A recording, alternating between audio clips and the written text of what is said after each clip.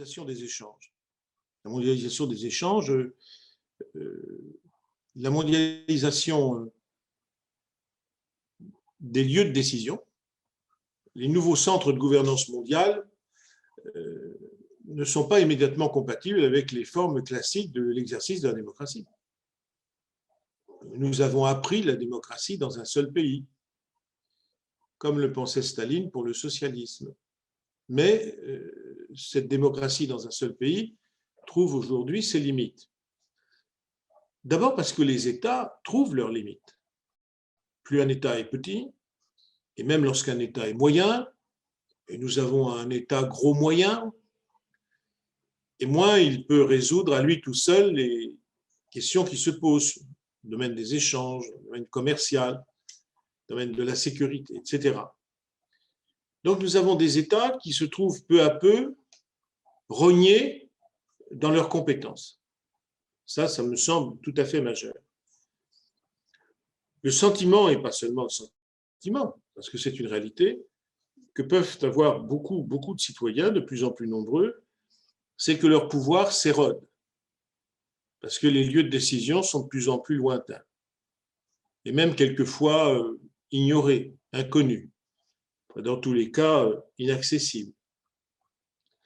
Pas toujours très commode d'ailleurs d'avoir accès à un pouvoir politique national. Dorénavant, nous appartenons à une multiplicité de systèmes. L'Union européenne, c'est un système régional. Nous appartenons à des alliances militaires. Nous sommes membres de l'Organisation des Nations Unies, d'une multiplicité d'organisations internationales, vis-à-vis desquelles les citoyens n'ont pas accès, et où d'ailleurs les procédures ne leur permettent pas d'avoir accès. Donc finalement, les citoyens conservent un pouvoir dans la désignation de leur maire. C'est peut-être là d'ailleurs où le pouvoir effectif des citoyens reste le plus palpable. Peut-être pourquoi d'ailleurs ces élections concernent le plus, parce que ce sont les résultats de celles-ci qui apparaissent les plus immédiatement pertinents. Puis ensuite, les parlementaires, on voit sur ce point qu'il y a un taux de décroissance pour les élections des parlementaires. Peut-être parce qu'on ne sait plus très bien quel est le domaine de la loi et quel est le pouvoir des parlements. Reste à l'autre bout jusqu'alors l'élection présidentielle, qui présente l'intérêt de désigner une personne. Donc sur ce point, la proposition de la personne quelquefois supplée à des vides de programme ou même à des contradictions dans les programmes. Et jusqu'ici, il faut bien le reconnaître, les élections des présidents de la République au suffrage universel ont bien fonctionné en mobilisation des citoyens. Cela n'empêche pas d'ailleurs que président de la République élu au suffrage universel avec le pouvoir tout à fait considérable que lui donne la Ve République, ce n'est pas pour autant que la France regagne en puissance sur le plan international et qu'elle dispose de plus de moyens que cela. Donc je pense qu'à l'origine de tout, il y a la présence, l'importance relative de la France dans le concert international, et puis à partir de là aussi, les instruments dont se dotent les citoyens pour gouverner leur pays sont évidemment atteints par cette baisse relative de l'influence, du pouvoir, ou plus précisément, de la nécessité de partager le pouvoir. Partager le pouvoir notamment avec d'autres États. C'est le propre de l'Union européenne qui présente quand même une caractéristique quand même positive, même si notoirement insuffisante, d'avoir substitué des procédures de coopération, des procédures de compétition, voire d'affrontement ou de conflit. Ça, c'est indéniable. Mais ce partage du pouvoir déjà s'opère par des délégations que l'on envoie au Parlement européen ou par des représentations d'États qui, au sein de l'Union européenne, s'appellent le Conseil des ministres, plus une Commission européenne qui est encore plus lointaine. Sur ce point, on peut considérer en effet que les citoyens n'ont de pouvoir que par la désignation des parlementaires européens et du choix des majorités parlementaires ou du président ou des candidats à l'élection présidentielle qui détermineront leur politique en matière européenne. Ça existe, c'est une réalité, donc il ne faut pas non plus la mésestimer, mais c'est limité.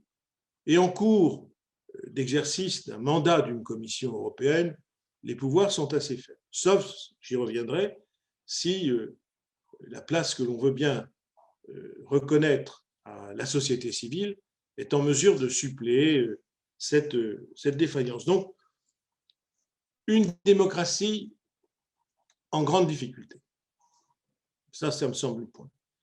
Ce qui explique sans doute d'ailleurs la montée des populismes, mais aussi des nationalismes.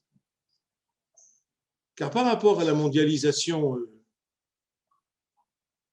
très, très libérale des années 80-90, notamment lorsque les présidents Reagan et Thatcher et la première ministre Thatcher étaient aux commandes en Grande-Bretagne et aux États-Unis, les choix qui ont été faits ont été ceux d'un franchissement des frontières pour un modèle d'accélération d'échanges commerciaux, d'industrialisation d'un certain nombre de pays au détriment de l'industrialisation d'autres, et globalement, il faut bien le dire, pour nos sociétés, qui étaient des sociétés où les États-providence avaient mis en place des systèmes de protection sociale, des conventions collectives, des salaires qui étaient négociés, pour un certain nombre, pour les actionnaires, un surcroît de charges qui pouvait être évité en s'installant dans d'autres pays où les normes sociales, les normes environnementales, les contrôles étatiques, les contrôles fiscaux ou les charges fiscales étaient bien moindres. Et par voie de conséquence, l'octroi de dividendes bien supérieur aux actionnaires. Donc, vous avez plusieurs mouvements qui peuvent aller en s'amplifiant les uns les autres et qui, d'une certaine manière, peuvent parvenir à vider un pays de sa substance. Il s'agit de voir la Grande-Bretagne, qui était un grand pays industriel, notamment avec ses industries de l'acier, ses industries chimiques, et puis son industrie du charbon. Elle a quand même perdu une très grande partie de son industrie, faisant le choix plutôt d'être d'un pays des services, avec des fortunes diverses. La France aussi a perdu indéniablement en industrie, en textile et en sidérurgie, nous le savons tous. Et ça depuis les années 70, c'est-à-dire à partir du moment où les grands chocs pétroliers des années 70, c'est-à-dire le renchérissement du prix de l'énergie, fait que nos États qui s'étaient reconstruits après la Seconde Guerre mondiale sous la forme d'États-providence, c'est ainsi qu'on les a appelés, plutôt dans une tradition, dans une école économique qui était celle de John Maynard Keynes, qui étaient plutôt des États de redistribution, mais surtout des États de grande commande publique. Ce n'était pas d'ailleurs simplement l'apanage ou la caractéristique de la gauche, par exemple, qui aurait pu s'inspirer de Keynes ou de Roosevelt. On peut considérer, si on veut bien admettre que ces lignes ont un sens, plutôt sur le centre-gauche. Mais le gaullisme a été très industrialisant et a fait le choix d'une politique nationale industrielle, on se souvient-tu, du Concorde, du France, etc. Avec, on le sait bien, des succès, mais quand même des échecs qui ont montré les limites du système. Donc voilà la situation de la démocratie, c'est-à-dire que je voudrais insister pour le fait qu'on ne peut pas parler de démocratie uniquement dans sa représentation formaliste, qui peut devenir très facilement décorative. Il faut savoir de quels droits effectifs disposent les citoyens, et si on désigne des parlementaires, et si on choisit un président de la République ou une présidente de la République, de quel pouvoir disposera-t-il? Et ce pouvoir, il en disposera selon les choix qu'il fait, selon l'état du pays, selon les moyens qu'aura ce pays de se défendre, de se protéger, mais aussi de pouvoir coopérer et partager. Bref, d'être entendu. C'est pourquoi nous sommes dans une situation de très grande incertitude et, à mon avis, de très grande inquiétude sur l'avenir même de la démocratie. Sur l'avenir même de la démocratie. La démocratie n'est pas un système voué. Qui a dit d'ailleurs que la démocratie était la loi et les prophètes et qu'elle était inscrite dans l'étape de la loi? Non. Tous les systèmes politiques sont périssables. Et est-ce qu'il y a une loi de l'histoire sur ce point pour être hegelien qui voudrait que la démocratie soit notre horizon indépassable? Je n'en sais rien. Je n'en sais rien. Une étude récente du New Economist dit que seulement 7,5 à 8% des personnes dans le monde vivent dans une société démocratique. Alors, il y a bien sûr tout un nuancier dans cette société démocratique. Il y a des sociétés très démocratiques, des sociétés démocratiques, d'autres qui le sont moins. Bref, on analysera ça ensemble. Donc, le virus intervient dans ce moment-là, c'est-à-dire une calamité, un fléau, une pandémie, quoi qu'on dise et quelles que soient les disputes, quand même, il s'agit même pour notre pays de près de plus de 80 000 morts et surtout des centaines de milliers de gens hospitalisés, avec une très grande inquiétude, à la quoi je rajoute aujourd'hui le choc psychologique, le traumatisme psychologique qu'on n'a pas fini d'inventorier, qui va se révéler tout à fait considérable aussi, d'étudiants dispersés, quelquefois en situation difficile, de personnes âgées effrayées et qui ont payé un très lourd prix sur le plan de la mortalité au fléau, d'un système hospitalier dont nous pensions qu'il était de très haut niveau, et il s'est montré d'ailleurs de très haut niveau humain, professionnel et éthique, mais dont nous nous sommes rendus compte qu'il était défaillant pour prendre en charge une pandémie avec une augmentation exponentielle de personnes à hospitaliser, pas seulement de personnes à placer en réanimation, mais de personnes à hospitaliser.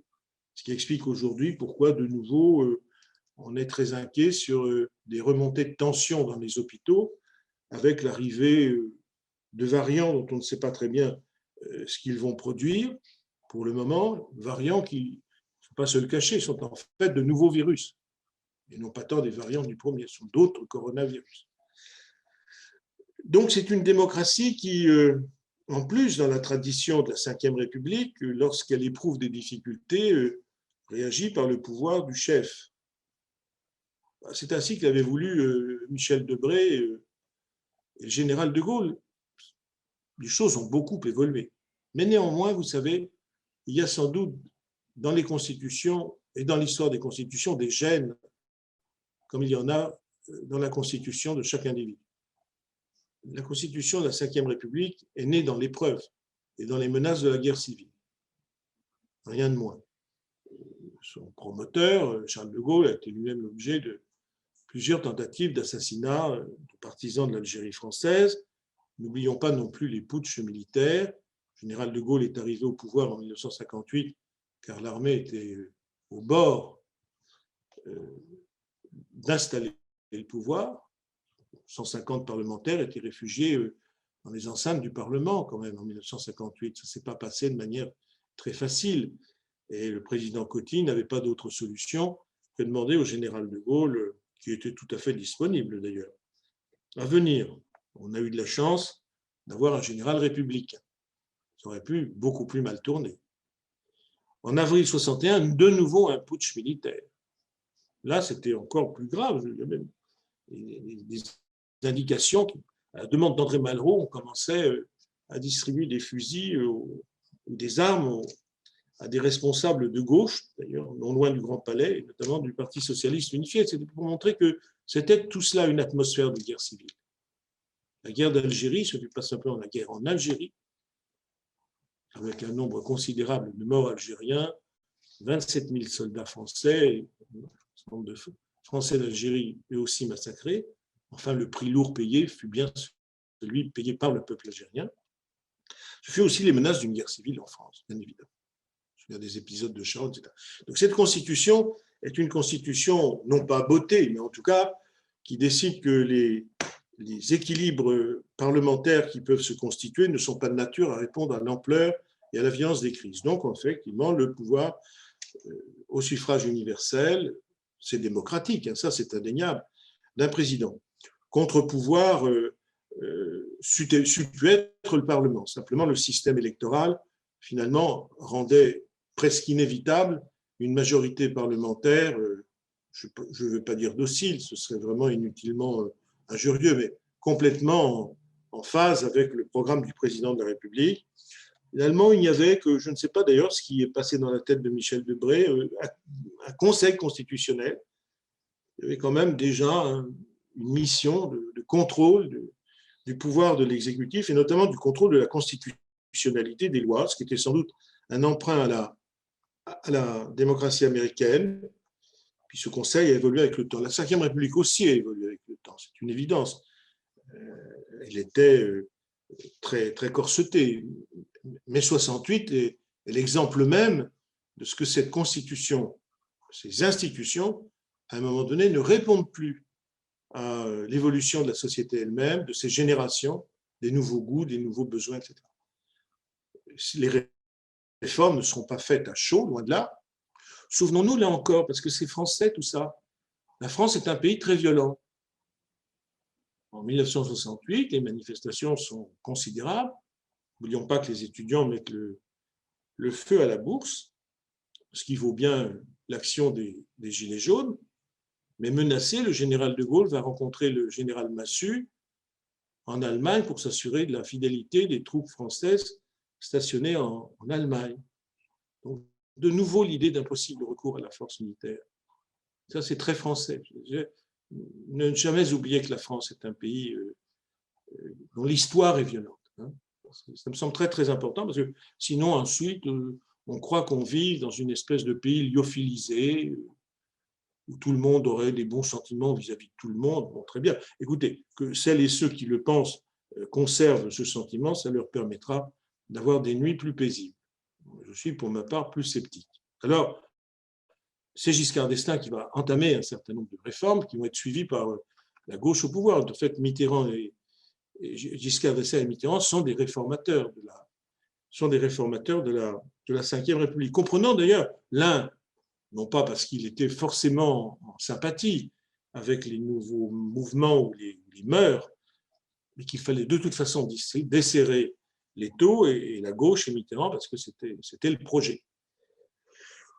On a même eu la proportionnelle intégrale avec Mitterrand, lorsqu'il pensait que les socialistes et les communistes seraient tellement minoritaires à l'Assemblée nationale avec le système majoritaire uninominal à deux tours qu'il fallait la proportionnelle complète. C'est là où, d'ailleurs, il y a eu 30 députés du Front National. Ça permet d'indiquer, d'ailleurs, que ça n'a pas pour autant écroulé la République, parce que leur intervention n'a pas été pertinente et qu'il faut se méfier de cet argument. Nous ne voulons pas du Front National à l'Assemblée nationale. En général, ça cache moins un effroi que la volonté de conserver un nombre de députés surestimé par rapport à ce qu'une représentation équitable devrait permettre. Donc, toute une série d'évolutions, mais il faut bien voir que pendant la même période, l'État, d'abord, premièrement, on signe de nombreuses conventions internationales à partir de 1945. D'abord, les conventions onusiennes, qui sont des conventions relatives aux droits de l'homme, et qui dit convention relative à la protection des droits de l'homme ou des droits humains, dit restriction des pouvoirs de l'État. Restriction du pouvoir des États, ou plus précisément, obligation pour les États de faire respecter les droits. Et là, sur ce point, la Convention européenne des droits de l'homme va parachever, qui est celle du Conseil de l'Europe, va parachever ce processus, en partie d'ailleurs sous l'influence du personnalisme français, du proportionnalisme allemand dans la gestion des lois, et même de la commune anglaise, bien sûr, c'est-à-dire les États deviennent des créanciers, les citoyens, les personnes deviennent des créanciers de droits. Les États sont des débiteurs. Ils ont l'obligation de protéger les droits. Vous savez, ça, c'est une véritable révolution. Et notamment en France, où quand même l'État dirigeait et les citoyens obéissaient. Je vais vite, mais c'était ainsi. Là, on a une innovation dans le rapport entre les États. Et ça signifie aussi un État l'État central français, monarchique, républicain, jacobin, impérial, perd là une partie de ses capacités. Deuxièmement, il faut savoir que sur la Convention européenne des droits de l'homme, c'est intéressant parce qu'on crée en même temps une Cour européenne des droits de l'homme à Strasbourg. D'ailleurs, à l'initiative des Français, Pierre-Henri Tedjen, François de Menton joueront un rôle important. Sauf que la France ne signera pas ce protocole et ne reconnaîtra qu'à partir de 1981, avec la victoire de François Mitterrand, la compétence de la Cour européenne des droits de l'homme pour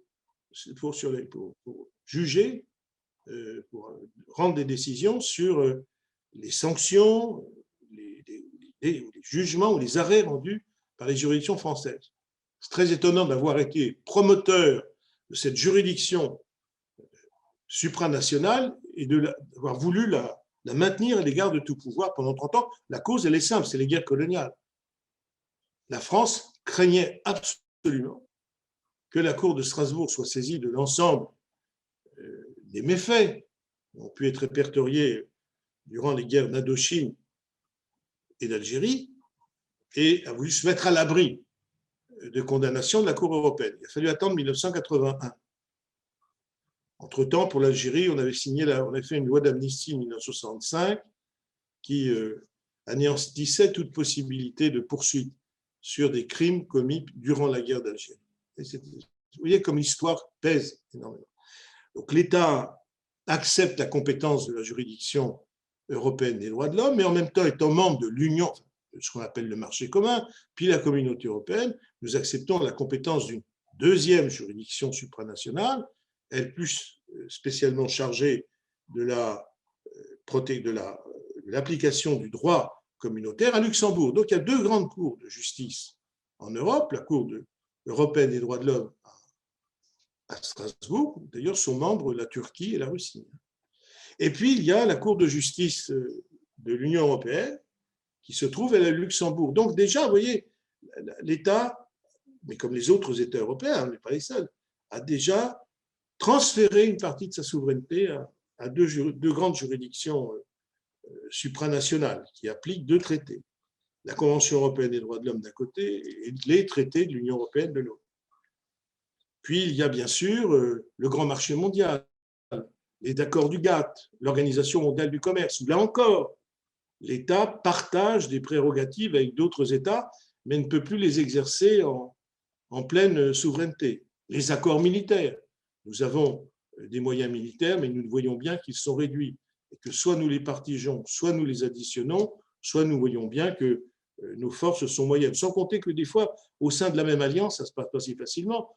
On a tenté d'aller au secours des Grecs quand les Turcs étaient peut-être un peu menaçants. Les Américains se sont souvenus quand même que la Turquie était membre de l'OTAN, comme nous d'ailleurs. Et d'ailleurs, les navires américains ont fait des manœuvres communes avec les Américains au même moment où la France envoyait un bateau et Rafale. Les Américains vont dire « N'oubliez pas, s'il vous plaît, que la Turquie est membre de l'OTAN et que pour l'OTAN, c'est très important vis-à-vis de la Russie de conserver la Turquie. » Vous voyez quand même, ces éléments de géopolitique font que nous avons des États qui sont affaiblis au regard de la conception habituelle qu'on pouvait avoir de l'État, notamment nous les Français. Ensuite, des États endettés. Alors, des États endettés, ça dépend si on considère qu'ils sont endettés. On peut estimer qu'il est très bon qu'un État soit endetté. Par exemple, depuis le virus, on considère que c'est très bien qu'un État soit endetté. Qu'est-ce qui s'est passé entre avant où vraiment le moindre euro était chippé ici ou là parce qu'il fallait absolument rester dans les canons des déficits fixés par l'Union européenne, et puis soudain, on distribue l'argent, comme disent les économistes, par hélicoptère. Qu'est-ce qui a changé? Eh bien, les événements, les circonstances. En fait, ce sont les circonstances qui dictent souvent les politiques. Donc, dorénavant, je ne sais pas, mais c'est vrai qu'on voit que l'argent est beaucoup plus facile. On a un débat à venir qui va être énorme. Faudra-t-il ou non rembourser la dette, la restituer? Il y a des divergences là-dessus. D'ailleurs, bon, la gauche est plutôt dire faisons une dette perpétuelle, on ne rembourse jamais, mais je vois même que chez les libéraux, il y a une dispute sur le sujet, parce que de toute façon, ce sera considérable. Dans son dernier discours, le président Larcher, sans doute pour maintenir intact le périmètre d'une droite qui est même minée par les forces centrifuges en France, a reparlé de déficit public, etc. Mais comment voulez-vous faire du déficit public alors que notamment sur la question hospitalière, on voit bien qu'on demande une politique de santé qui en soit une. Ça ne consiste pas uniquement à avoir des lits de réanimation, mais à embaucher et à former. Donc, un État qui ne sait pas très bien toujours où se diriger, puis qui est quand même, là j'ai parlé de l'extérieur, mais à l'intérieur, qui est aussi mis en cause d'abord par des mouvements sociaux, parce qu'il veut réformer, parce qu'il a entendu mener une politique de réforme.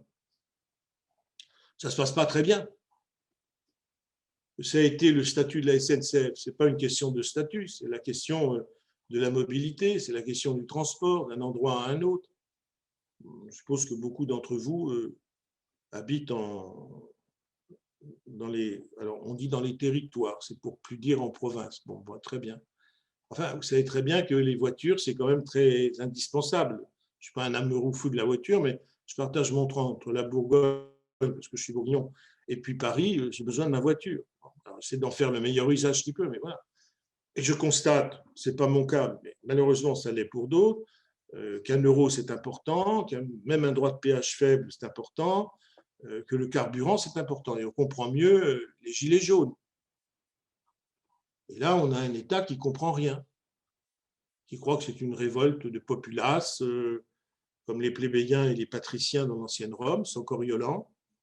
Et donc, on répond par le dédain un peu, et puis finalement, on délègue au préfet de police, au pluriel, le soin de résoudre la question, sans compter d'ailleurs qu'on renonce aux dites réformes, c'est-à-dire aux ressources qu'on prétendait avoir, et puis même on rajoute de l'argent. J'ai rarement vu un échec pareil. C'est un échec financier, c'est un échec politique, c'est un échec humain, parce qu'en plus, il y a eu je ne sais combien de gens blessés, mutilés et pas indemnisés, compris d'ailleurs un certain nombre de personnes auxquelles on ne pouvait strictement rien reprocher. Ensuite, il y a eu cette loi sur les projets de loi sur les retraites. On voulait un régime unique, et puis chaque jour, on recrée une exception. On ne change pas comme ça les systèmes sociaux. C'est long, c'est très difficile. Finalement, on ne fait rien. Je ne sais d'ailleurs même pas si, dans ce cadre-là, on refera quelque chose ou si on reprendra les formules anciennes d'aller progressivement vers un allongement du temps de travail. Sans d'ailleurs qu'on ait réfléchi sur l'utilité d'allonger le temps de travail. Et notamment, je trouve qu'il y a une question qui est très mal posée, c'est qu'on peut être en retraite, la CGT demande 60 ans, là proposition, c'est même d'aller jusqu'à 67. Imaginons à moitié. Beaucoup de retraités sont des gens qui concourent à la richesse nationale, pas seulement parce qu'ils consomment, on a le sentiment que la consommation devient l'alpha et l'oméga de nos sociétés, qu'on est consommateur avant d'être citoyen. Ça aussi, hein, c'est le signe des sociétés de marché néolibérales. En fait, s'il n'y avait pas des retraités, combien d'associations et de conseils municipaux ne tiennent et ne fonctionnent que parce qu'il y a une part de retraités qui contribuent à les faire vivre. Donc ça, si ce n'est pas un apport en richesse, en fonctionnement, même si ce n'est pas immédiatement monétarisé, c'est une évidence. Donc tout ça ne fonctionne pas. Et dans l'affaire et là, on est confronté maintenant, à mon sens, à une question peut-être encore plus grave que toute. On peut discuter sur les choix libéraux, néolibéraux, ou au contraire plus sociaux, ou étatistes, etc. Et puis après, je terminerai sur le nationalisme. Mais là, c'est même des fois un problème de compétence. Êtes-vous compétent? Une question qu'on peut poser à l'Union européenne, une question qu'on peut poser à la puissance publique. Êtes-vous compétent pour faire face à un événement inopiné comme celui-ci?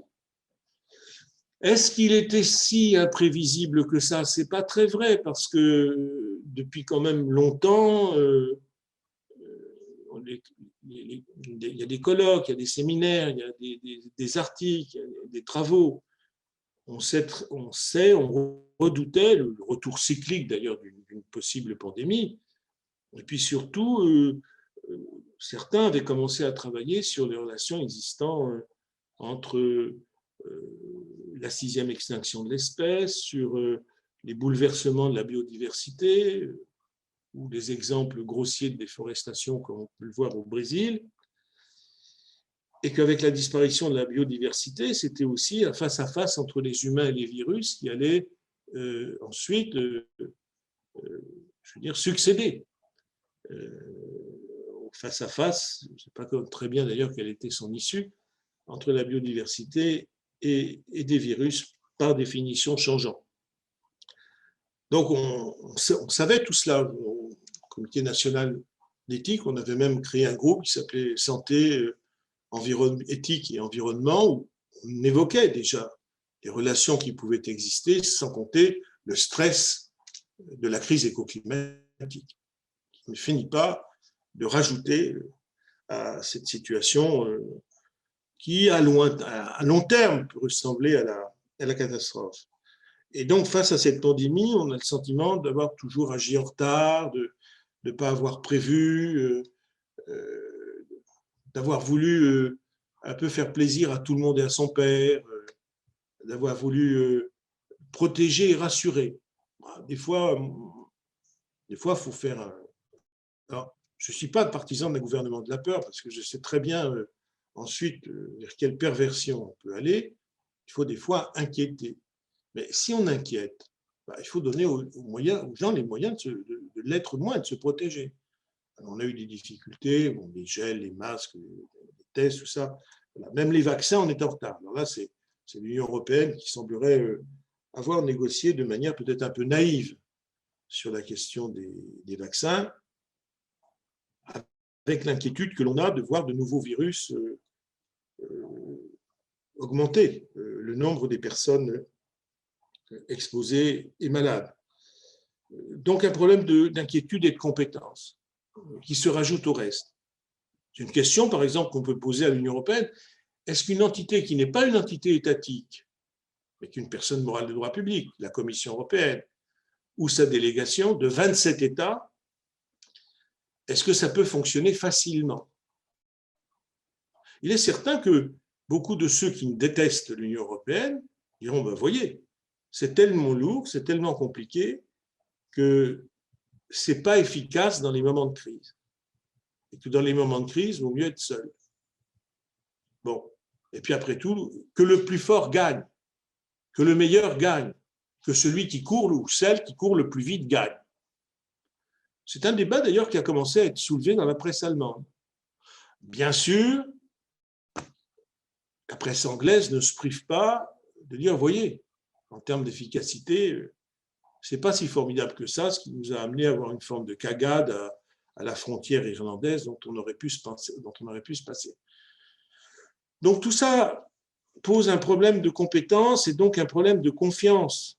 Et la compétence, ce n'est pas une question de droite ou de gauche, c'est de dire, êtes-vous compétent?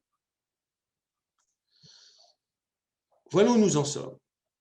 Il est certain que dans des situations comme celle-ci, le retour aux formes anciennes de la vie politique, c'est-à-dire des États-nations stricts, peut être une tentative, et cette tentative, certains s'y emploient. Le Brésil, c'est cela. Les États-Unis, c'est ça. Le moment où le parti de Salvini, maintenant c'est un autre encore plus à droite qui lui succède, enfin plus fasciste qui succède. C'est-à-dire, oui, il suffit, faisons ce qu'on a envie de faire. C'est d'ailleurs toujours un peu une tentation italienne, que ce soit avec les Chinois, que ce soit avec l'Arabie Saoudite. Faisons.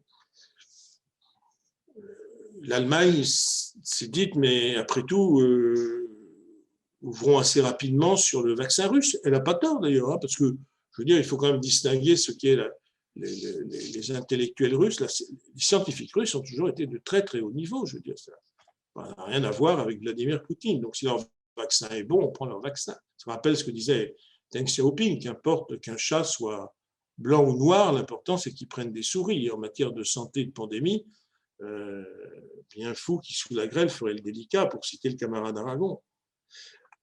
Donc, et nous n'avons rien, nous, produit. C'est-à-dire que la France est... Alors, les gens disent toujours comment... Oui, c'est vrai qu'il y avait une tradition vaccinale, une haute école vaccinale en France. C'est toujours le nom de Louis Pasteur. N'oublions pas quand même que le grand pays vaccinateur, c'est l'Angleterre. C'est Jenner et la variole. À tel point d'ailleurs que lorsque Louis Pasteur nomme le nom vaccin, c'est pour faire référence à la vaccine, à la vache, au copeau, et donc à Jenner. Donc c'est les Anglais. Hein, le premier, c'est Jenner, le deuxième, c'est Pasteur. Pasteur serait là, et vous avez tout à fait raison. Mais bon, il semble que là, nous ayons manifestement eu un raté. Et puis alors, en plus, il y a un groupe qui est un très grand groupe, hein, Sanofi, c'était extrêmement important, bon, qui arrive néanmoins à avoir des résultats, mais qui semble vouloir démanteler ces départements de recherche. Alors, on se dit, mais au bénéfice de quoi? Est-ce que c'est pour passer des partenariats avec des biotech qui, elles, travailleront sur des sujets extrêmement pointus un certain temps et qui, le jour où elles trouveront un procédé efficace, je ne veux pas dire qu'elles ne travaillent que pour ça, parce que ce serait effectivement détestable de mépriser l'intérêt professionnel et la conscience professionnelle des chercheurs. Mais en tout cas, l'entreprise elle-même et son grand partenaire, là, c'est le gros lot. Et là, on distribue des dividendes. Dans une société de marché, vous savez, on dit société de marché. C'est quoi une société de marché? Moi, je suis un libéral. Je suis dans une société privée, un cabinet privé, c'est un cabinet libéral, avec un capital. Il y a des associés, autre nom d'actionnaires, et on se distribue des dividendes. Une société de marché, c'est une société où les entreprises qui produisent la richesse, elles ne sont pas les seules. Hein.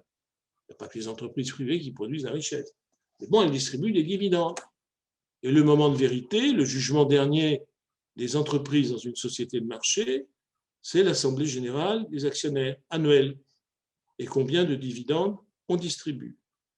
Alors, on peut avoir des managements, des dirigeants qui peuvent avoir, il en existe, évidemment, qui peuvent être altruistes, qui peuvent, etc. Mais simplement, il y a un moment de vérité. C'est comme un entraîneur de foot. Il faut des résultats. Donc, est-ce qu'une question comme la santé doit être livrée aux seules problématiques du résultat? Qu'il y ait de la stimulation, qu'il y ait de la compétition, oui, mais à un moment donné, la compétition doit céder le pas à la coopération. Et je pense que le système néolibéral qui incite à la compétition de tous contre tous, ce qui n'est pas encore tout à fait la guerre de tous contre tous de Hobbes dans son Léviathan,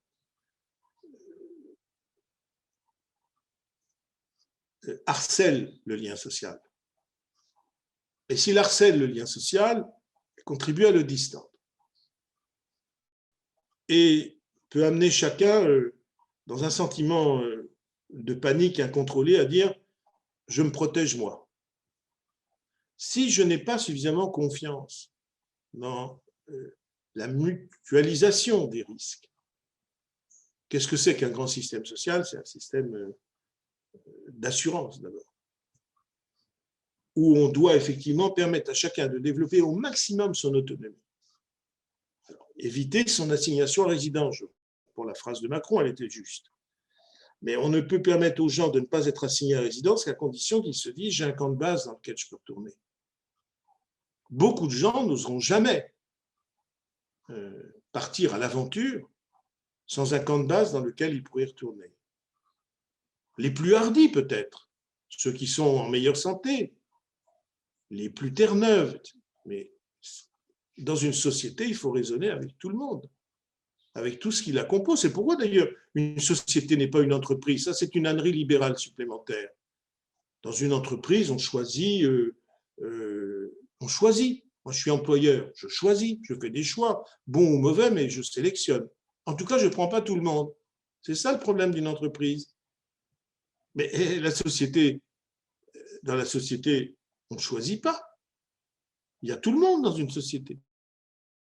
C'est pourquoi si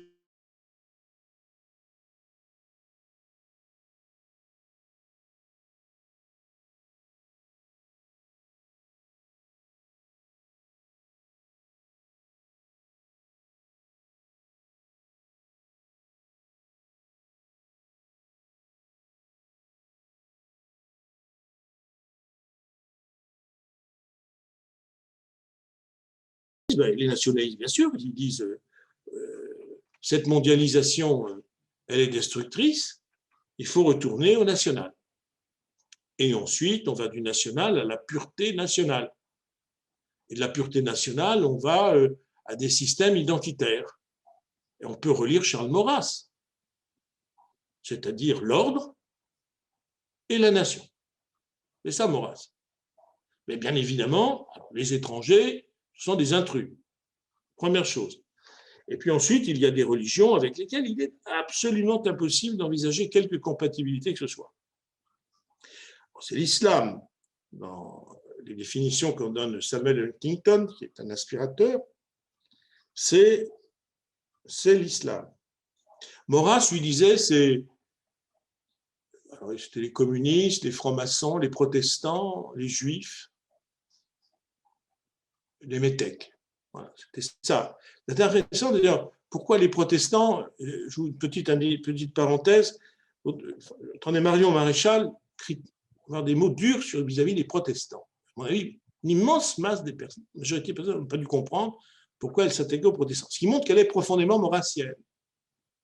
Pour Maurras, le protestantisme, c'était la destruction de l'ordre catholique. C'était l'individualisme déjà, ou l'individualisation des consciences par la liberté de conscience. Donc le protestantisme était l'ennemi. Et d'ailleurs, Zemmour, il faut toujours écouter avec attention parce qu'il est cultivé, il est pervers et cultivé. Parler des quartiers populaires, c'est-à-dire des quartiers de banlieue, comme autant de La Rochelle dans le pays. Ah, c'est bizarre, qu'est-ce que vient faire La Rochelle à Bondy ou à Vénissieux? Eh bien oui, La Rochelle, parce que La Rochelle était une place forte protestante. Très peu de gens ont dû comprendre ces allusions typiquement maurassiennes de Maréchal et de... Des fois, je l'appelle la Maréchal, c'est méchant, enfin bon, c'est comme ça. Et de Zemmour. Donc ce nationalisme, il est à l'œuvre, on voit bien, parce que, alors il s'est un peu euphémisé, et oui, indéniablement d'ailleurs, il s'est... D'une certaine manière, j'ai le sentiment que le nationalisme s'est droitisé et que la droite s'est nationalisée. Voilà, ils sont beaucoup de voix, 11 millions de Français quand même, c'est quand même beaucoup de monde. Et là, des sondages qui ne sont pas mauvais, indéniablement pour elle. Alors, on peut faire comme l'empereur de Perse qui faisait battre la mer par ses soldats parce que la mer avait englouti ses bateaux. Parce qu'on va répéter, c'est un danger, ou comme M. Castaner, dont jusqu'ici, je n'ai pas perçu les capacités de prospective politique, en tout cas, elles ne m'ont pas impressionné, dit « Je ne veux surtout pas 100 députés Rassemblement national à l'Assemblée ». Les Français qui votent pour le Rassemblement national. Donc la question n'est pas de créer des barrières qui, d'ailleurs, de toute façon, seront emportées vis-à-vis du Rassemblement national, c'est vers où allons-nous?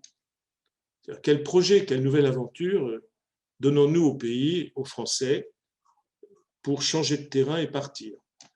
Ou atterrir, comme le dit Bruno Latour, où il est l'heure de partir, comme dit Baudelaire. Voilà où nous en sommes. Donc c'est une situation périlleuse.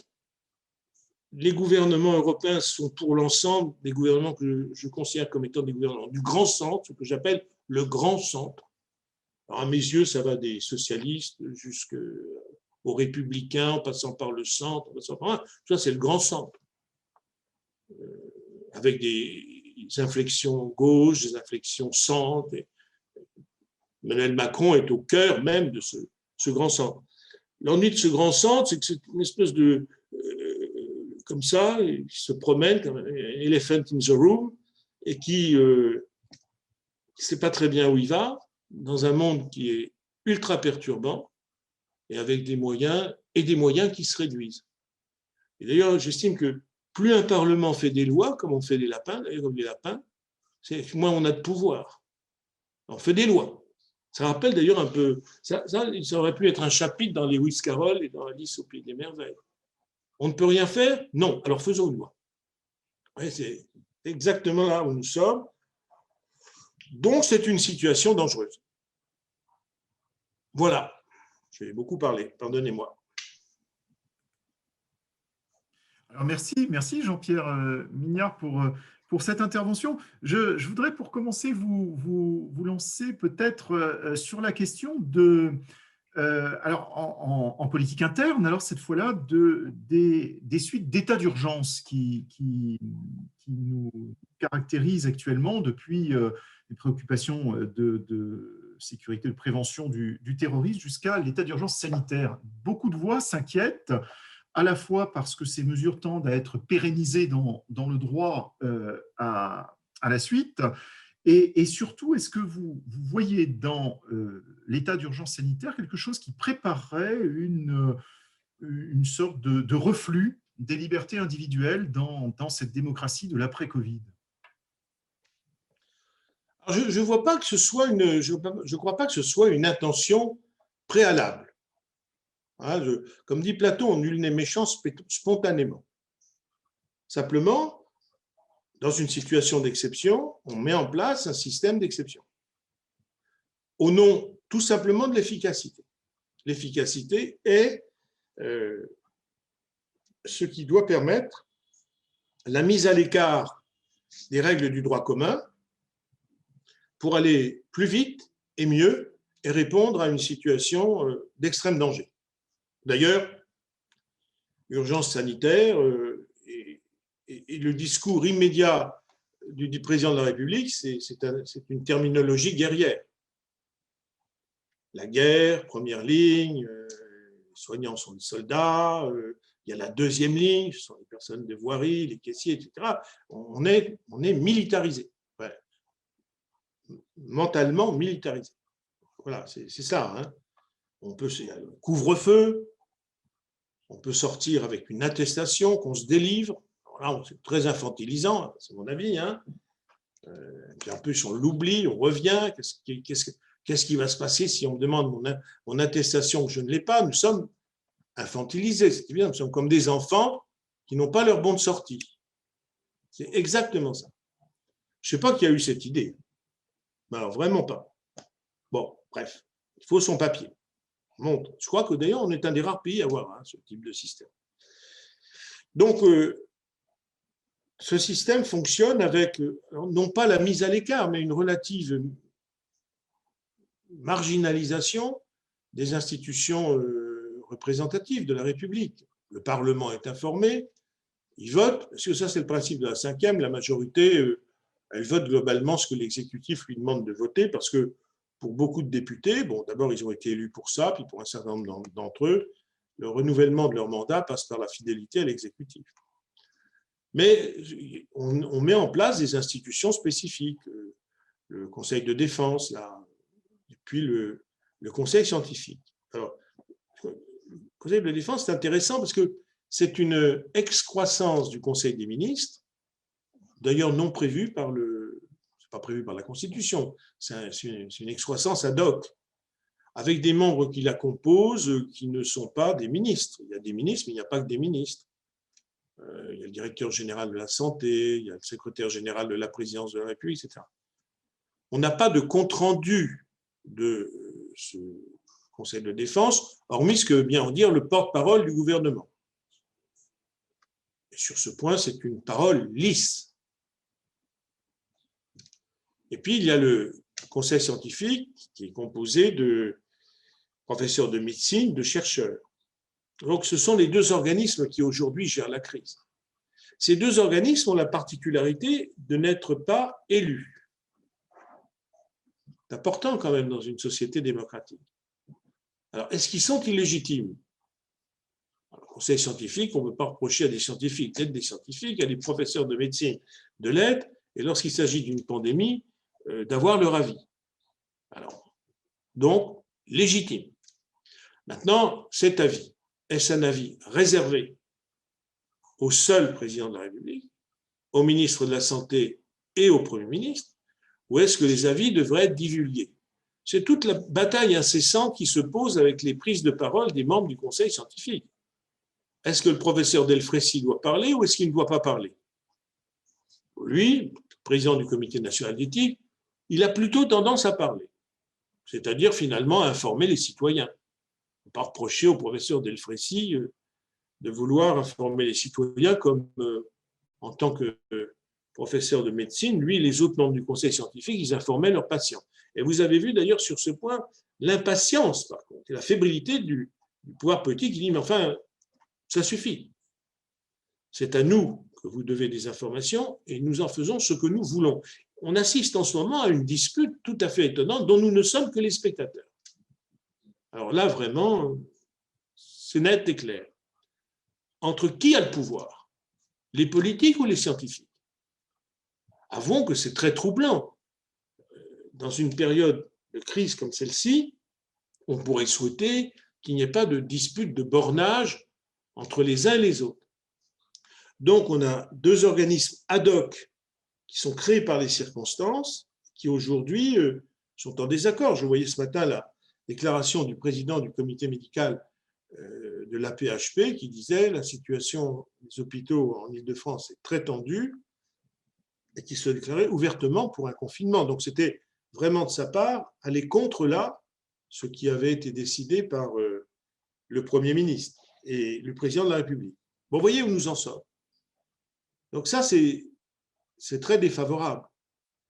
Et un Parlement qui se plaint, qui gémit, qui vagit, qui vote finalement, sauf le Sénat, qui joue son rôle d'opposant, voilà, et qui refuse les prolongations sans cesse de l'urgence sanitaire.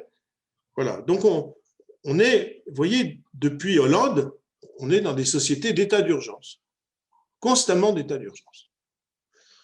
C'est pas bon signe. D'abord, c'est pas bon signe pour ce qui survient dans la société, entre les attentats djihadistes d'une part et maintenant la pandémie, c'est-à-dire que bientôt, je n'ai pas fait le compte, mais on devrait considérer que les périodes d'abandon partiel des droits, des libertés, l'emportent sur leur usage plein. Qu'est-ce que ce sera la prochaine fois? Peut-être qu'on aura d'ailleurs une canicule gravissime, comme en 2003, qu'il faudra de nouveau une urgence sanitaire. Remarquez, à l'époque, c'était déjà les vieux, on s'en moquait, puisqu'ils en étaient 15 000 à mourir, sans que personne s'en préoccupe beaucoup d'ailleurs. Et ensuite, d'ailleurs, avec qui disaient, de toute façon, ils sont vieux. Non, mais c'était intéressant de la part de gens qui étaient diplômés ou titrés, ils sont vieux. Oui, d'accord, mais enfin, il n'y a peut-être pas demandé à mourir dans ces circonstances-là. Enfin, vous voyez, on est dans une phase qui est une phase où on peut admettre tout à fait, sans doute faut-il concéder une perte relative de notre autonomie, de notre liberté d'aller et de venir, ça va de soi. On n'est pas un pays, une nation n'est pas une communauté libertaire, bien évidemment. Enfin, il faut savoir exactement où on met le curseur. Par exemple, les universités, je vous assure, c'est très pénible pour les étudiants, plus que pénible. Ce n'est pas agréable pour moi qui suis enseignant dans le supérieur non plus, parce qu'on ne voit pas nos étudiants, mais indépendamment de ça, on ne sait même pas quelle est la qualité du travail que l'on fait. C'est très pénible. Je trouve qu'on a beaucoup manqué d'imagination. On aurait pu, alors c'est vrai que ça demande de l'organisation, ça demande des étudiants qui ne sont pas tous là, présents au même moment, c'est pas évident.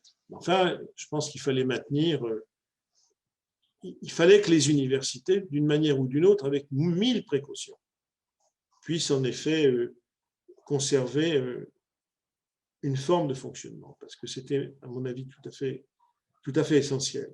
Voilà. Je ne parle pas effectivement du commerce, etc. C'est pareil, sur les jauges, etc. Il y avait peut-être des efforts à faire. Sur la culture, un spectacle n'est pas identique à un autre spectacle.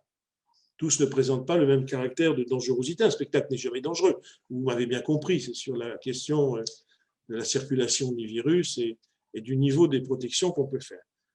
Donc, on a eu des politiques un peu bêtes et méchantes, alors qu'il aurait fallu sans doute quelquefois faire du point de croix, faire du violoncelle, faire un peu de la grosse caisse.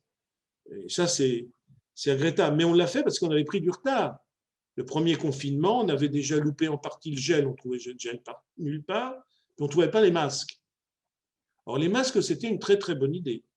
Si les Anglais, qui sont très forts en vaccin, ont aussi tant de morts, c'est parce que sur les masques, ils n'ont jamais pris de position qui soit aussi nette que la nôtre. Donc je pense que les gestes barrières antérieurs auraient évité des morts et des hospitalisés.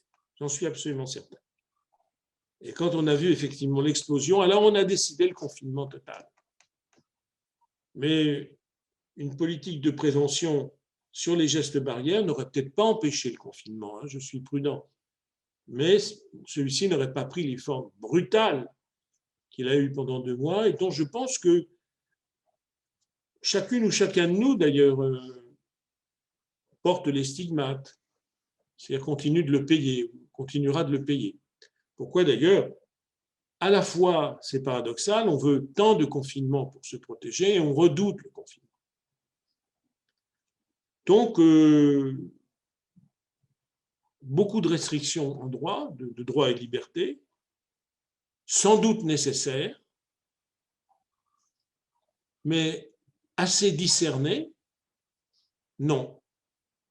Il a fallu que chaque ministre soit beaucoup, beaucoup plus imaginatif, mais là, ce n'était possible qu'en travaillant avec l'ensemble des associations de professionnels, les syndicats de travailleurs, avec les associations étudiantes, avec tout le monde, pour trouver des formes appropriées dans une volonté de sauvegarde collective, et en allant vite, parce que le virus va vite. Moi, je pense que l'on n'a pas suffisamment, on n'a pas assez eu confiance dans la société. On voit d'ailleurs que, contrairement à des légendes et des propos très critiquables sur les Gaulois réfractaires, les Français se conduisent de manière très correcte. Enfin, moi, je suis tantôt en Bourgogne, à Montbard, ou alors à Paris, les gens portent tous des masques et respectent les jauges. Enfin, franchement, je vous assure, je ne vois pas d'acte d'indiscipline collective. J'ai rencontré un grand sens de la responsabilité, hormis ceux qui veulent vivre dans des caves, monter des fêtes souterraines. Ça, on n'empêchera pas ça. Mais pour l'immense masse des personnes qui habitent en France, elles sont respectueuses des gestes barrières. Voilà. Donc, pour qu'un bon gouvernement fonctionne, il faut qu'il gouverne en lien avec sa société. Ça, c'est la clé du futur. Sa société, c'est quoi? C'est pas seulement l'addition des citoyens qui se cachent dans leurs isoloirs comme dans un lieu d'aisance. C'est une société organisée, intelligente, collective, avec des réseaux de toutes sortes, des clubs, avec des associations de solidarité, avec des ONG, avec des entreprises innovantes, c'est tout ça une société civile, c'est une jeunesse aussi. Et donc, si un immense partenariat ne se met pas en place entre les gouvernements démocratiques, entre les gouvernements des démocraties et les sociétés civiles, on aura des mesures souvent péremptoires, très réglementaires, qui ne seront pas toujours ajustées, ou qui viendront trop tard, ou qui seront trop dures, et qui à la fin pourront être jetées. Et il faut toujours penser que les prédateurs nationalistes, ou tout simplement ceux qui disent « mais revenons aux anciens États, décidons par nous-mêmes et avec nos propres moyens », c'était possible, ce qui ira de pair d'ailleurs avec des mesures d'exclusion à l'intérieur de plus en plus importantes, parce qu'on dira toujours mauvais français. Parce que je connais cette logique nationaliste, elle consiste toujours à dire mauvais français. Alors il y a des étrangers qui ne sont pas français, les fils français d'étrangers sont déjà des moitiés de français parce qu'ils ne sont pas français de souche, et puis ceux qui, par exemple comme moi, mais comme d'autres diraient, on est en désaccord avec ça, on dirait, vous êtes les complices des mauvais français. C'est comme ça que ça fonctionne, le nationalisme. C'est un système d'exclusion à l'intérieur, au nom d'une pureté impossible, mais à laquelle on tente toujours de se rattacher. Ça ne marche pas. Voilà ce que je pense de l'état d'urgence. Donc, je pense une très grande défaillance dans le souci de trouver une connivence avec la société. Enfin, depuis les Gilets jaunes, on a tout compris. Pour ma part, j'ai considéré que s'il y a eu un grand crash démocratique et politique au sein de ce quinquennat, c'est évidemment celui-ci, c'est une évidence. Même si un mouvement se traduit par des spasmes, de la violence langagière, etc., il faut déjà comprendre ce qu'il y a derrière. Comme disait Mendès France, gouverner, c'est prévoir. Ça veut dire qu'on n'envoie pas la gendarmerie. On essaye de faire en sorte que des leaders émergent et on essaye de répondre vite à la question. Voilà. Voilà. Donc, si les gouvernements ne vivent pas en symbiose avec leur société, les gouvernements démocratiques sont condamnés. Et la société démocratique est condamnée. Et si elle continue ainsi, on peut dire qu'à terme, elle rentrera en agonie. Les Chinois disent, voyez comme ça marche. J'entendais l'autre jour, je crois que je me demande si ce n'était pas Axel Kahn qui disait, voyez comme la Chine, ça marche. C'est-à-dire que même dans les meilleurs esprits, on va trouver, dans ce qui est une dictature, évidemment une dictature, on va dire, vous voyez, ça fonctionne. On rappelle des gens qui disaient, mais n'empêche qu'avec les Allemands et du temps d'Hitler, les rues étaient propres. On a connu ça. Hein. Voilà. Et alors, le juriste que vous êtes, que pense-t-il de l'idée que l'on voit apparaître là dans le débat public d'un passeport vaccinal? C'est-à-dire que et l'idée s'installe tellement dans les esprits que ce matin même, quelques salariés de l'ABI me demandaient si on pourrait, par bonheur, accélérer la réouverture de l'ABI en imaginant des tests salivaires rapides que l'on nous promet. Et donc, on pourrait aller au restaurant, aller au théâtre, aller dans les musées, si on démontre et si on peut avoir la capacité de prouver que on n'est pas malade en quelques minutes. Alors ça, ce n'est pas le passeport vaccinal. Le passeport vaccinal, c'est j'ai un vaccin et on ne peut pas rentrer dans le pays si on n'a pas le vaccin. Pour nous, il ne vaut mieux pas trop demander cette chose-là parce que ça veut dire de toute façon, on ne bougerait pas, hein, parce qu'on n'en a pas assez de doses. Donc, de toute façon, ça ne changerait rien, on resterait sur place. Bon, non, donc par contre, oui, la question du test salivaire, en effet, si ça le semble, est une formule qui permet très rapidement et de manière plutôt certaine, en tout cas, très fiable, d'identifier la santé d'une personne, oui, bien sûr qu'il faut faire cela, mais bien sûr, c'est certain. Mais il faut faire tout ce qui peut permettre de vivre sans qu'il soit porté atteinte à l'intégrité de la santé des personnes. Donc, toute formule certaine dans ce domaine, qui en même temps permet la réouverture des lieux de vie, oui, bien sûr, il n'y a pas un moment à hésiter. Pas un moment. Alors, plusieurs de nos participants se posent la question quand même des conséquences de cet affaiblissement des démocraties que vous avez souligné sur la construction européenne. Très juste. Est-ce que a précipité, on a déjà eu l'affaire du Brexit qui s'est enfin soldée de nombreuses années en tout cas, soldée par un accord in extremis. Est-ce que vous voyez justement dans ce Brexit, pour prendre cet exemple-là, un des symptômes de la crise démocratique que vous avez décrite? Alors, quand il y a une crise vis-à-vis de l'Europe, c'est qu'il y a déjà une crise à l'intérieur du pays. C'est-à-dire que la Grande-Bretagne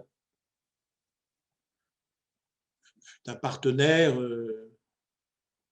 rétif vis-à-vis de l'Union européenne. Surtout que la Grande-Bretagne était attachée à un modèle économique de l'Union européenne. Il y a plusieurs modèles. D'une certaine manière, le modèle initial de Jean Monnet, qui était largement conçu avec l'administration américaine, c'était de faire de l'Union européenne un grand marché d'échange.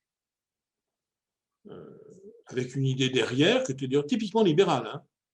C'est que dès lors que les gens allaient échanger entre eux des produits, des services, qu'on allait trouver un accord de compétition limitée, mais de coopération sur le charbon et l'acier avec l'Allemagne, etc., globalement, d'abord, premièrement, on serait plus riche, et deuxièmement, il n'y aurait pas la guerre.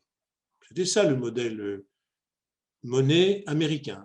C'est pour ça que De Gaulle n'aimait pas Monnet. Il pensait que son modèle européen était un modèle largement pensé par les économistes et les politiques américains. Ce n'est pas faux. Hein. n'oublions pas que dans la même période, il y avait eu Churchill avait une idée sur l'Europe. Enfin, Churchill, c'était son discours de La Haye de 1947, je crois, où c'est lui un des pères fondateurs du Conseil de l'Europe. On sait que l'Europe, ça devait être les droits de l'homme, les droits humains, les libertés publiques. Face à deux dangers, le retour éventuel du nazisme ou du fascisme et le communisme. Donc, c'est le Conseil de l'Europe. Et c'est à terme la Cour européenne des droits de l'homme à partir de 1951. Et puis, il y a un troisième système, un peu inspiré par Schuman, si on veut dire, qui était à partir de l'unité franco-allemande, c'est-à-dire d'aller plus loin. L'idée fédérale, elle est née entre ceux qui avaient l'idée de fédérer la France et l'Allemagne. Alors, ça, c'était indéniablement l'idée de Schuman, qui était un Alsacien, je crois. Et puis, est-ce que De Gaulle, dans sa politique réussie, de réconciliation franco-allemande avec Adenauer, pouvait y penser? Honnêtement, je pense qu'il pouvait l'admettre. C'est-à-dire un système fédéral entre les deux nations. Il savait bien qu'il fallait surtout éviter les bains de sang et que s'il fallait passer par une forme de fédéralisme franco-allemand, pourquoi pas?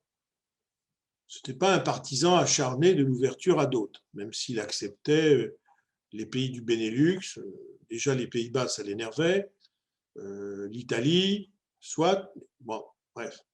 Mais il y avait le noyau fédéral est là.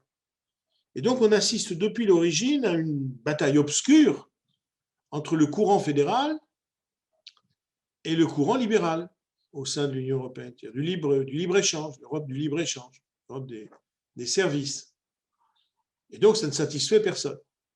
C'est-à-dire que l'Union européenne, elle est là pour décevoir tout le monde et satisfaire personne, mais on n'a rien trouvé pour la remplacer, sauf la quitter. Les Britanniques, qui ont, eux, été hostiles à tout système fédéral et qui ont considéré à un moment donné que ça coûtait trop cher. Et que dans une analyse avantage-inconvénient, ont estimé qu'ils étaient perdants et qu'ils pouvaient partir avec une pression intérieure, nationaliste, xénophobe, antifédérale extrêmement importante, et un problème en Grande-Bretagne qui est peut-être aussi un problème français. Je pense que les deux pays ont le même problème. Il faut aller chercher dans la psyché des peuples. La France et la Grande-Bretagne sont les deux dernières grandes puissances coloniales européennes. Elles ne le sont plus. Et je pense que ces deux pays, c'est pour ça qu'il faut faire attention à ce qui se passe en Grande-Bretagne, n'ont pas digéré la perte de leur puissance passée. D'abord parce qu'à l'issue de la Seconde Guerre mondiale, la Grande-Bretagne est au Conseil de sécurité, mais que les forces dominantes sont la Russie de Staline et puis les États-Unis de Roosevelt et puis de Truman, et puis la Chine qui monte. La Grande-Bretagne est là. La Grande-Bretagne, d'ailleurs, qui va se battre pour que la France soit là.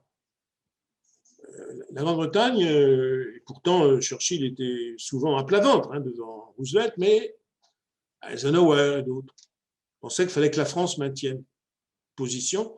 Et Churchill s'est dit, après tout, s'il n'y a plus que l'Allemagne d'un côté et si on n'a plus la France entre nous. Et Churchill a pensé qu'il fallait absolument un deuxième pays d'Europe, et donc la France. La France est vraiment là presque par effraction dans le camp des grandes puissances et du Conseil de sécurité. Alors d'abord, parce qu'il y a terrible défaite de 1940. Je lisais les tranches défaites de Marc Bloch. C'est fondamental. Je me demande d'ailleurs si une certaine idée de la France n'est pas définitivement arrêtée en 1940. Churchill ne croit pas à la défaite française. Il y commence, c'est la première armée du monde. La grande armée française, la première armée du monde. Ce qui pour un Anglais dire ça, il est ahuri, les Anglais, quand ils voient l'effondrement de l'armée française. À tel point d'ailleurs qu'ils vont proposer la fusion à la France. Ce qui est étrange, c'est que c'est De Gaulle qui va l'accepter pendant quelques heures à Londres.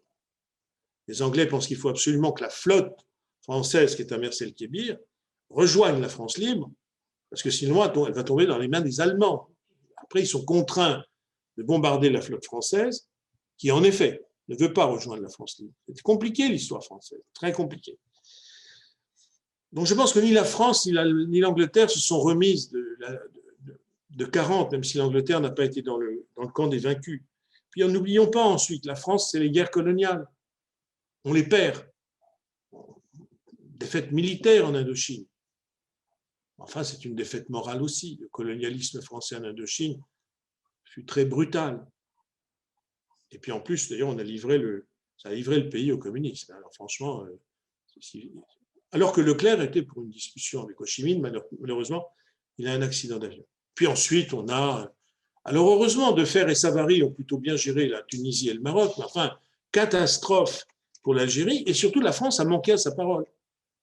Lors de la grande conférence de Brazzaville, en 1944, on promet une forme d'autonomie, voire d'indépendance, à tous les peuples colonisés qui fournissent l'essentiel des troupes de la France libre.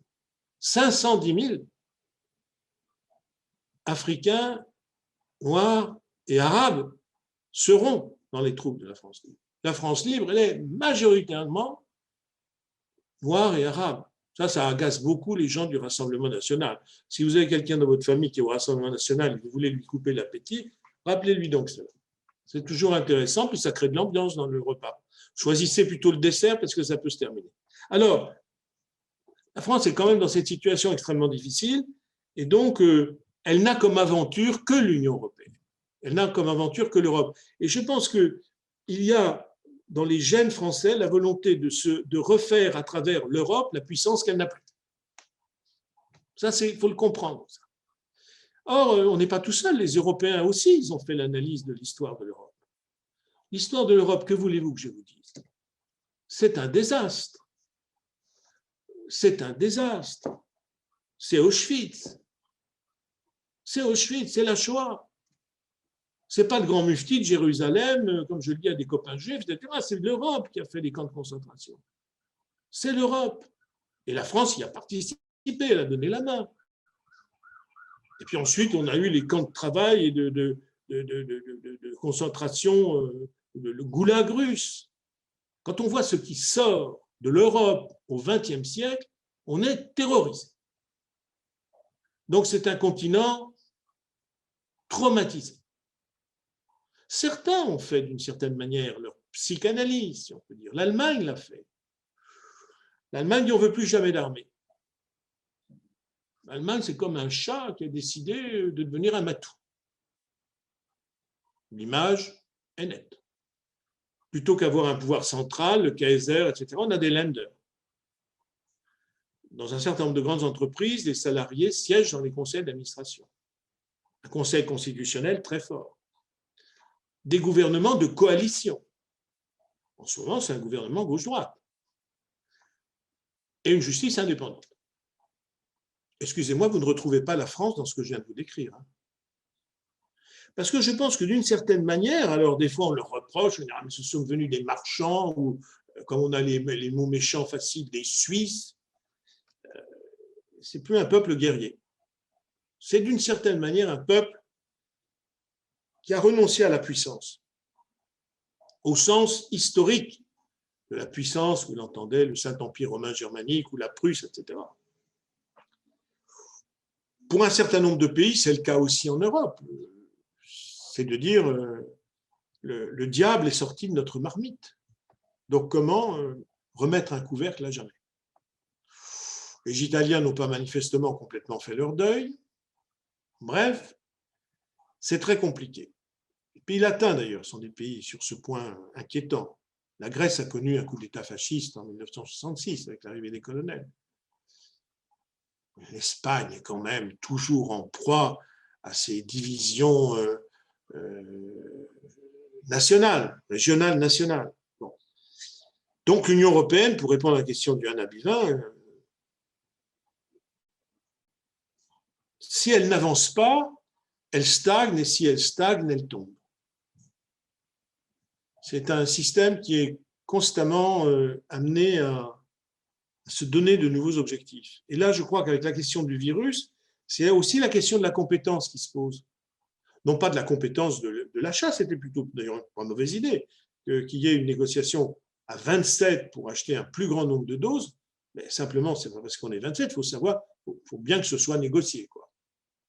C'est-à-dire, il ne faut pas se faire avoir par ceux qui sont des États qui sont plus lestes. Les États-Unis sont seuls, Israël est seul, la Grande-Bretagne est seule, c'est plus facile d'ailleurs pour leur équipe de négociateurs et leurs avocats d'agir vite et peut-être de négocier sur les prix et donc sur les délais de rapidité pour les doses notamment. Manifestement, on est pris de court. Donc, un problème de compétence. Puis alors, quand on négocie au nom de 27, à un moment donné, j'ignore comment les négociations sont passées, mais ça peut se dire, ah ben oui, mais là, les Polonais ne sont pas d'accord. Ah oui, mais là, donc c'est long. Et puis alors, nous, je ne sais pas pourquoi, on a inventé un concept, je ne sais pas qui a eu cette idée absolument extraordinaire, pourtant Madame Buzyn n'était plus là, et pourtant c'était elle qui était toujours en pointe, l'éloge de la lenteur. Je ne sais pas pourquoi on a fait l'éloge de la lenteur, alors que maintenant, il faut passer à une vitesse supersonique. Je ne comprends pas. Donc, un problème de compétence. Si l'Europe ne montre pas qu'elle est compétente alors qu'elle est déjà un système assez lourd, elle va perdre de l'autorité. Lors de la prochaine campagne, je vous assure que vous aurez des passages entiers de la droite nationaliste sur ce sujet. Voilà. Peut-être même d'ailleurs de la France insoumise, même si je ne mets pas sur le même plan la France insoumise, que j'y trouve insupportable, mais ce n'est pas des fascistes. Ouais, mais alors là, on en aura du côté nationaliste. Ils le diront. Et qu'est-ce que vous voulez que je vous dise, moi? C'est pas parce que lorsqu'on est un nationaliste et qu'on dit, tiens, on a plus de chances de voir le soleil à midi que la lune, qu'on a tort. Donc, s'il s'appuie sur un certain nombre de choses comme celle-ci, c'est-à-dire que si l'Europe donne par maladresse des armes à ceux qui la combattent, ça va rendre les choses difficiles. Alors, est-ce qu'il faut un gouvernement unifié? Mais qui dit gouvernement unifié de l'Europe dirait qu'on serait un gouvernement fédéral. On montre déjà aux États-Unis qu'un gouvernement fédéral et un système fédéral, ça ne met pas à l'abri de crises graves. Voilà, Yann. Et alors, pour rester en Europe, on dit parfois également que les démocraties du nord de l'Europe, peut-être à majorité protestante, enfin on ne va pas refaire du Max Weber, mais s'en sortiraient mieux. Alors peut-être pas au niveau aujourd'hui de la gestion de l'épidémie, mais au niveau de la sauvegarde des libertés publiques, avec une approche peut-être plus riche d'implication de la société civile. Qu'est-ce que vous en pensez? Alors, sur les démocraties protestantes qui seraient plus démocratiques. Bon, déjà, convenons d'ailleurs, quand on fait un peu d'histoire, qu'on ne peut pas dire que le protestantisme ait offert plus de résistance au nazisme que le catholicisme. La Prusse protestante s'est livrée à Hitler bien plus tôt que la Bavière catholique. On ne sait pas que les catholiques ont été des foudres de guerre, hein, mais enfin, ça n'a pas été. Voilà, l'antisémitisme était galopant dans le protestantisme allemand.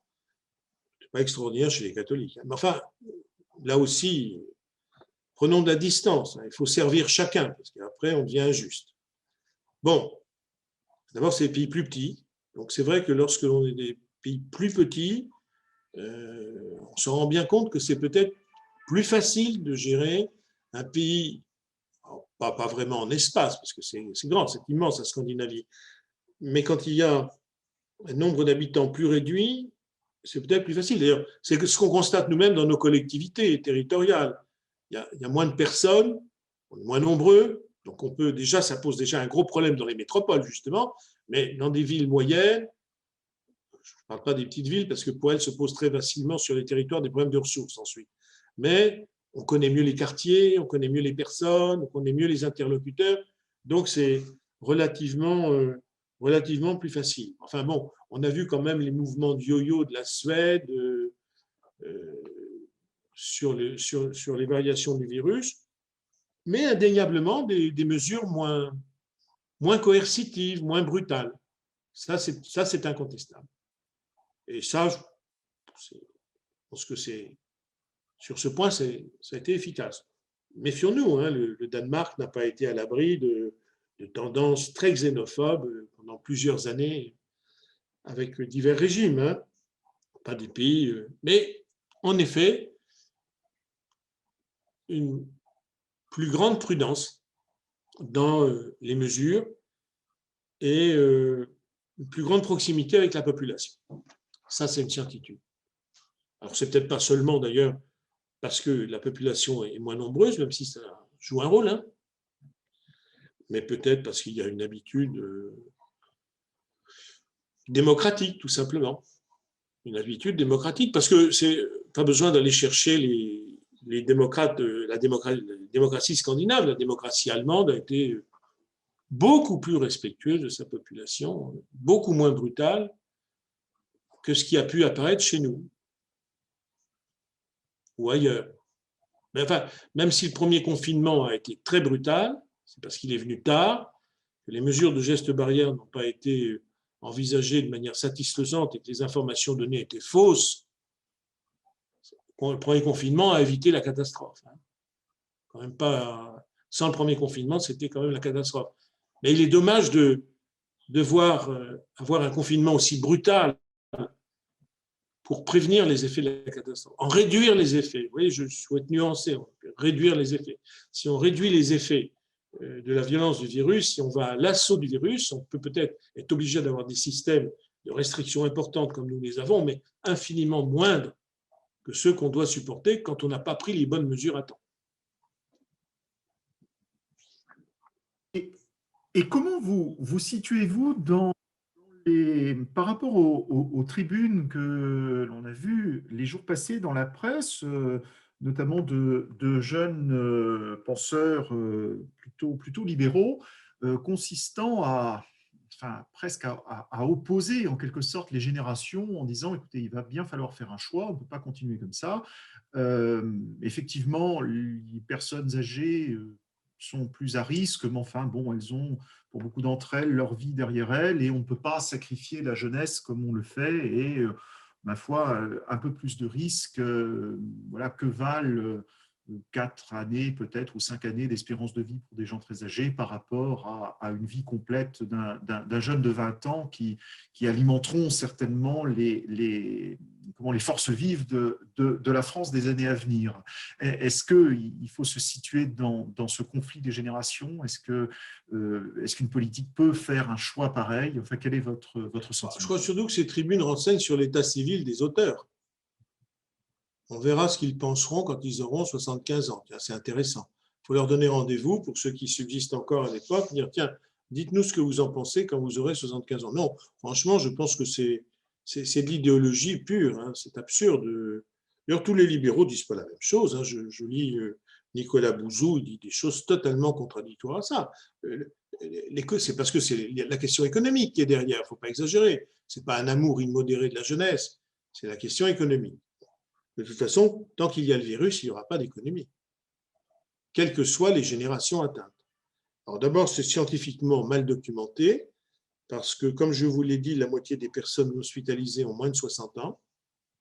Donc, c'est déjà plus du tout, ce n'est pas que les personnes très âgées.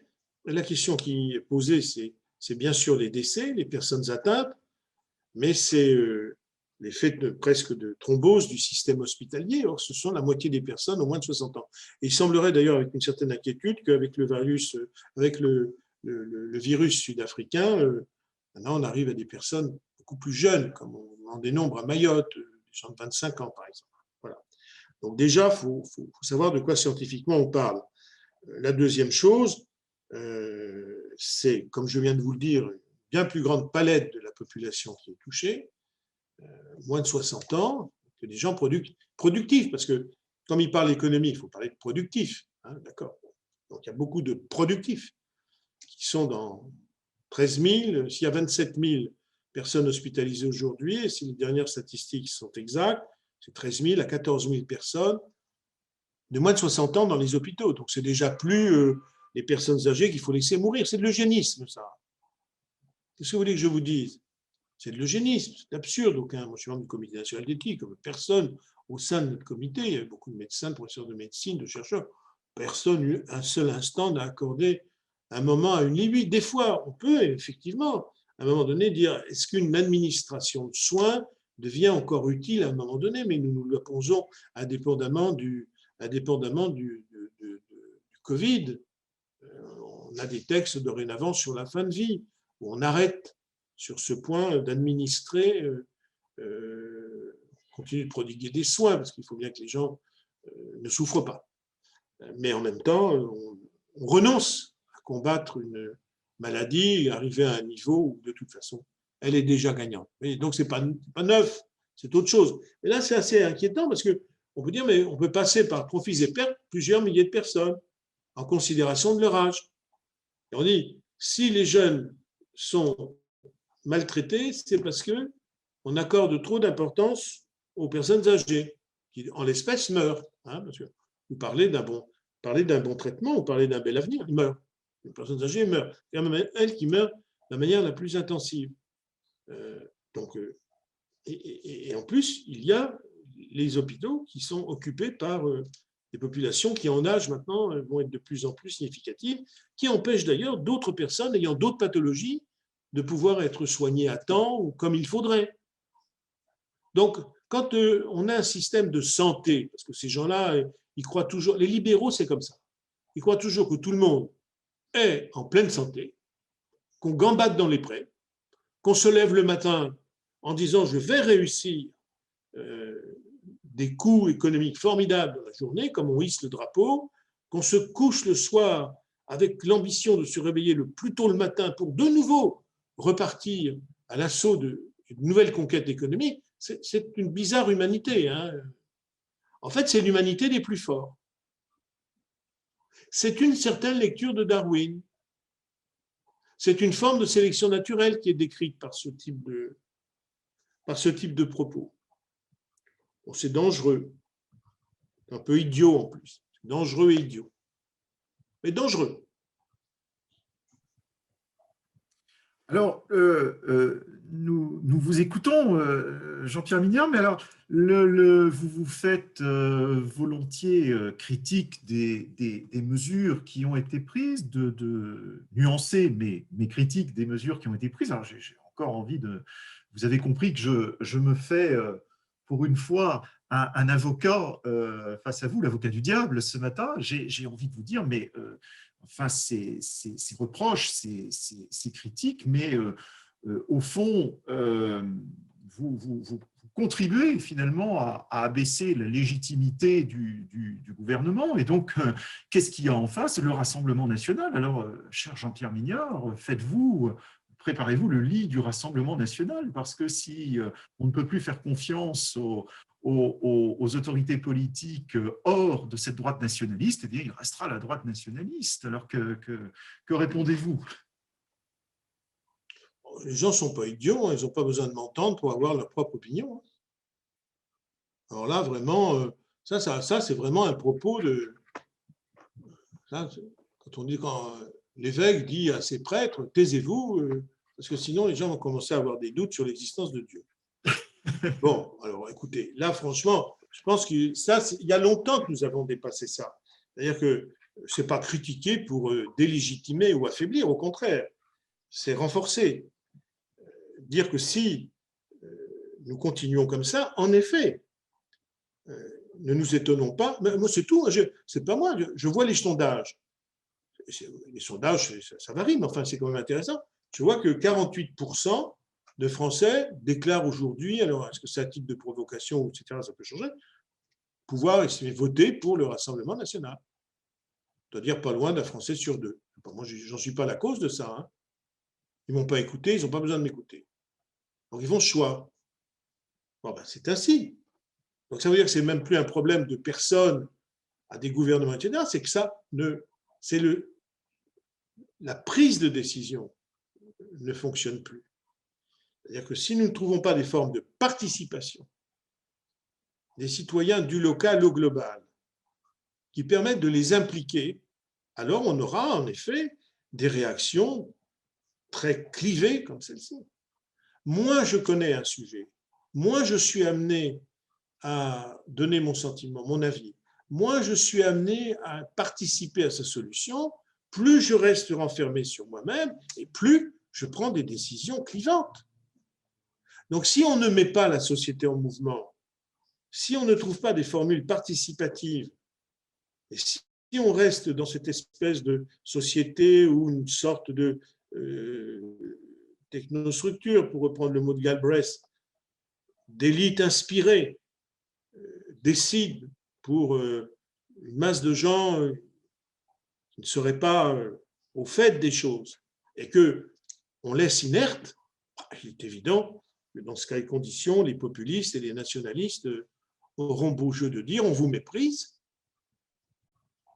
et ça ne marche pas.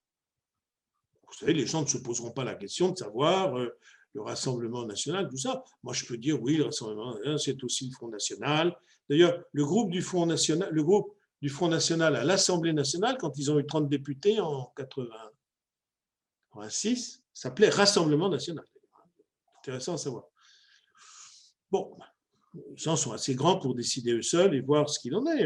Les Italiens qui ont voté pour ce qui avait soutenu Salvini, les Américains. La question notamment des Américains, est-ce qu'on pointe du doigt les gens qui votent en disant ce sont des idiots, ou est-ce qu'on trouve des processus d'association de plus grand nombre de personnes au fonctionnement et à la marge de la société? Voilà. Et c'est aux députés d'aller sans cesse vérifier leur mandat ou ce qu'en pensent leurs... Et non pas d'être des perroquets qui viennent expliquer la politique gouvernementale, mais au contraire des mandataires des électeurs auprès du pouvoir exécutif. Mobiliser les experts, les laboratoires, les chercheurs, les associations, les mouvements, bref, co-gouverner avec la société. Aujourd'hui, si les gouvernements démocratiques, nous avons un gouvernement démocratique, Macron, ce n'est pas un dictateur, bon, c'est évident, mais ce n'est même pas la question de Macron ou d'un autre, parce qu'on avait déjà vu des choses sous Hollande et encore plus sous Sarkozy. C'est même plus cette question-là. C'est que si nous ne trouvons pas des formules de coopération et de co-gouvernement entre les sociétés dans ce qu'elles peuvent avoir de plus actif, du nouveau local, ça ne marchera pas. Alors, Macron, de toute façon, avec Macron, on ne sait jamais ce qui se passe le matin, ce qui se passe le soir. C'est un centriste, Macron. Ce n'est pas une injure dans ma bouche, hein. C'est un centriste. Et donc, bon, il est sensible. Donc, il a créé il y a eu la convention, il y a eu les grands débats, où il n'y avait pas de gilets jaunes, ça ne sert pas à grand-chose. Il y a eu la convention citoyenne, c'était une idée, la convention citoyenne. C'était de dire, bon, il faut aller chercher ce que pensent les citoyens. Ça faisait un peu plaquer. Et puis ensuite, là, d'ailleurs, je ne sais même pas si ça a fonctionné, là. Les 10 ou les 15 citoyens qui devaient accompagner les choix en matière de politique de santé, je me demande même si ça existe. Enfin, en tout cas, c'est très, très confidentiel. Enfin, réfléchissons à cette idée. Par exemple, ayons dans ce cas-là une assemblée qui soit que le Conseil économique et social demande un grand conseil des territoires et de la société, composé de professionnels, composé des grandes organisations syndicales et d'un tiers de citoyens, équipés avec des moyens, avec des experts, avec des statisticiens pour permettre de travailler sur des bases documentaires et scientifiques. Et disons que ce conseil devrait être en mesure tous les 3 mois d'avoir un droit d'inscription à l'ordre du jour des assemblées de questions qui lui semblent importantes. C'est-à-dire qu'il pourrait fixer l'ordre du jour des assemblées sur peut-être 10% de l'ordre du jour. Les assemblées discuteraient sur ce que cette assemblée non élue lui proposerait. Alors, elle ne vote pas les lois, cette assemblée. Vous voyez, je suis juriste, hein, je ne sais pas la différence. Mais elle a un droit d'initiative sur l'ordre des jours. Et on pourrait faire ça à tous les niveaux. Il peut y avoir au niveau des régions, au niveau des départements et au niveau des villes, là où c'est possible. Au niveau des grandes villes, c'est sûr, des villes moyennes aussi. C'est-à-dire qu'à côté du conseil municipal, vous avez une assemblée citoyen, professionnelle et personnalité qui imagine un ordre du jour qui pourrait être 10% de l'ordre du jour du conseil municipal. Alors d'abord, ça donnerait des idées au conseil municipal, puis même si le conseil municipal ne veut pas toujours avoir des idées, il se dirait, bon, la presse sera là, l'opinion va me juger, il va falloir que je travaille, y compris sur des sujets sur lesquels je n'avais peut-être pas envie de travailler. Vous voyez, il faut de l'interaction sociale. Tocqueville n'était pas un homme de gauche, c'était un homme très intelligent, ce qui quelquefois est aussi bien et peut-être vaut mieux encore.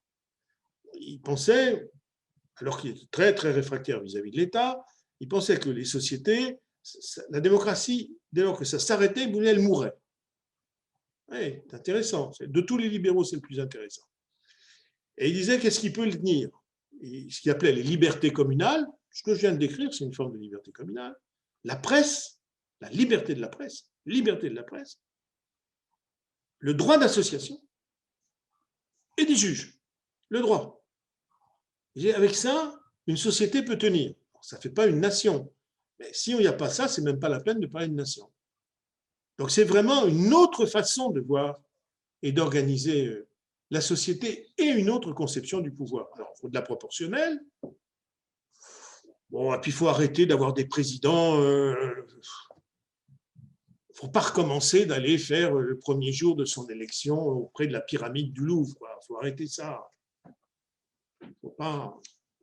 Rompons une fois pour toutes avec notre passé monarchique, qui n'est pas seulement monarchique, qui est le problème du pouvoir français. Monarchie, jacobin, impérial, républicain, il a toujours été un pouvoir central, s'exerçant par le haut. Ça, c'est extrêmement important. D'ailleurs, la République, elle est conçue notamment par un théologien catholique, qui est l'abbé Sieyès. Qu'est-ce qu'il dit, Sieyès? Il dit, une fois qu'il y a des mandats, des élus, tout le monde rentre chez soi. Voilà. D'ailleurs, sa conception de la République, c'est un peu la conception d'un théologien catholique, quoi. Il dit, il y a le cœur, il y a les prêtres, il y a les fidèles. Alors, effectivement, dans ce système, les fidèles, quand même, ils vont élire les représentants, puis après, ils rentrent chez eux. Ils se taisent. Alors ça, c'est plus possible. Ça, c'est la mort de la démocratie aujourd'hui. On est bien compte qu'avec les échéances éco-climatiques, les problèmes d'alimentation, les problèmes de migration, etc., on sait bien que si vous ne mettez pas constamment, je reprends une phrase de Delors qui était juste, la société en mouvement, ça ne marchera pas. Ça ne marchera pas. Et là, nous aurons les nationalistes. C'est une évidence. Mon cher Johan, je n'y pourrai rien. Je n'ai pas plus de pouvoir que ça. Eh bien, c'est grandement dommage quand on écoute la profondeur et la richesse des propos de ce matin. Vous me faites penser également dans ce que vous venez de dire que ce renforcement de la démocratie française et derrière elle européenne passe certainement aussi par un nouvel acte de décentralisation. Certainement, plusieurs de nos participants de ce matin rappellent dans quelques mois les élections départementales et régionales. En effet, peut-être une certaine incompréhension du redécoupage de ces immenses régionaux qui, me semble-t-il, ont eu pour effet d'écarter. Alors, nous ne sommes pas concernés en Bretagne, puisque nous n'avons pas changé nos frontières régionales. Non, mais si vous voulez prendre Nantes. Oui, on veut prendre Nantes, mais uniquement Nantes, comme vous l'avez sans doute. C'est normal. Après, ça deviendrait louche. Après, tout serait louche. Donc, cette décentralisation, je sais que vous en avez été aussi l'un des défenseurs, mais où en est-on et que faudrait-il faire? Déjà, peut-être permettre aux... soit on va dans un système beaucoup plus lointain. Alors, dans ce cas-là, on essaye d'aller du côté des lenders allemands. C'est-à-dire quoi? Quand une décision... Finalement, ils prennent quand même des décisions, les Allemands. C'est comme quoi, ça peut être un système décentralisé, mais d'abord, premièrement, il faut accepter qu'on ait des systèmes de coalition, plutôt que d'avoir des majorités avec des gens qui se lèvent comme des lapins du Racel et qui perdent très rapidement toute espèce de crédit et de légitimité aux yeux même de leurs électeurs, qui disent, enfin, je n'ai pas élu des gens pour qu'ils se lèvent, pour qu'ils applaudissent le ministre, pour qu'ils fassent des stand-up, etc. C'est absurde. Ce n'est pas du bon débat parlementaire. Pas utile. Donc déjà, les gouvernements de coalition. Vous voyez, c'est une philosophie dans ça. Gouvernement de coalition. Bon, très bien. C'est peut-être d'ailleurs ce qui va se passer. Hein. Macron peut être élu, mais il n'aura pas de majorité parlementaire. Alors qu'est-ce qu'il fait?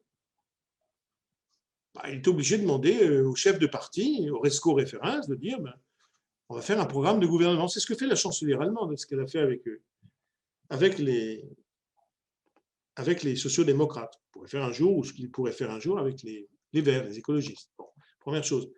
Deuxièmement, ça veut dire que sur toute décision d'importance, notamment sur l'organisation des territoires, de la vie sociale, on associe régulièrement les lenders à la décision. Bien évidemment. D'ailleurs, dans les lenders, il y a des présidents de lenders, il y a des gouvernements de lenders. Donc, on va beaucoup plus loin. On fédéralise pour de bon. On fédéralise pour de bon. Là, on fait semblant. Alors, fédéralisons pour de bon. Voyons quelles sont exactement les compétences de l'État central, les compétences régionales. Et alors, ce n'est pas que chacun vive dans son coin, parce que c'est absurde. Les systèmes prévoient de toute façon des systèmes de concertation et de consensus à tous les niveaux. Comme dans les entreprises, hein, les syndicats sont dans tous les grands groupes d'entreprises allemands, hein, ce qui explique pourquoi d'ailleurs on a moins délocalisé et on a moins débauché, même si il y a un système de précarité, de pauvreté en Allemagne qui grimpe et qui est très inquiétant. Voilà, C'est aussi lié au problème de la réunification de l'Allemagne de l'Est. Mais je constate que ce pays, il a systématiquement choisi la concertation. Des fois, c'est long, des fois, c'est difficile, etc. Enfin, ils ont moins de crise que nous. Nous, c'est toujours la crise. C'est l'hystérie. Vous trouvez que c'est normal de vivre dans l'hystérie comme on vit dans l'hystérie? Parce que je crois que nous n'avons pas fait, il nous faudrait un grand psychanalyste. Je le pense très profondément, pour savoir exactement qui nous sommes. Quelle est notre force passée, très bien. Très bien. Il y a des monuments en France, on adore les commémorations, ça suffit, faisons les commémorations. Quelle est aujourd'hui notre force? Sur quoi pouvons-nous nous appuyer? Moi, je pense qu'une force importante, c'est les potentialités humaines. Les Français sont des gens tout cultivés, titrés, des potentialités humaines considérables dans ce peuple, il faut s'appuyer sur lui. Il faut s'appuyer sur lui. Et pas seulement sur l'élite. Qu'est-ce que c'est que cette manière d'élite? On a toujours fonctionné avec des élites. Alors, lisez Ernst Bloch, hein, méfions-nous des élites. Hein. Il y a une très belle phrase de Sartre dans La fin des mots qui dit qu'il parlait de sa folie. Et il disait, j'ai toujours su gré à ma folie de m'avoir protégé des séductions de l'élite. C'est une très belle chose. Hein. En France, on a le culte des élites. C'est un malheur français. Parce qu'on n'aime pas, il y a une méfiance vis-à-vis du peuple, toujours. Alors, Mirabeau a été celui qui a, d'ailleurs, ce n'était pas le révolutionnaire le plus engagé, il a toujours trouvé les mots les plus beaux pour défendre, voilà, d'avoir défendu le peuple. Je vais vous lire, pour finir, un extrait de Marc Bloch dans L'étrange défaite, un livre qu'il faut tous lire. Hein. Il dit, nous savions tous cela, et pourtant paresseusement, lâchement, nous avons laissé faire. Nous avons craint le heurt de la foule, les sarcasmes de nos amis, l'incompréhensif mépris de nos maîtres. Nous n'avons pas osé être sur la place publique, la voix qui crie, d'abord dans le désert, mais du moins, quel que soit le succès final, peut toujours se rendre la justice d'avoir créé sa foi. Nous avons préféré nous confiner dans la craintive quiétude de nos ateliers.